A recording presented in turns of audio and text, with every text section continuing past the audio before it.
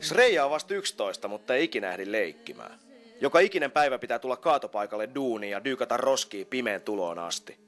Äitikin raataa kaatiksen 7 päivää viikossa. Isä on kuollut. Koti on slummiröttelö. Jos Reija löytää saastan seasta 2 kiloa kovaa muovia, pääsee seuraavana päivänä kouluun. Aina se ei onnistu. Silloin itkettää. Skole maksaa 40 senttiä päivässä ja siellä Reija pärjää hyvin. Yläaste taitaa kuitenkin jäädä haaveeksi, se on niin kallis. Ahkera ja fiksun tytön unelmat tullaan murskaamaan. Jos maailman asioista päättäisi ihmiset, eikä vitun markkinavoimat, Shrejankin vaatimattomat unelmat vois ehkä toteutua.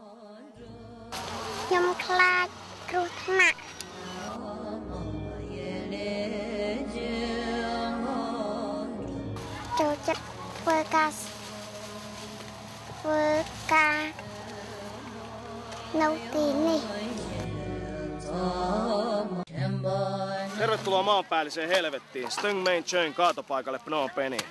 Täällä 100 ihmiset, Kambodžan köyhimmät, yrittää repiä elantonsa rikkaampien roskien joukosta.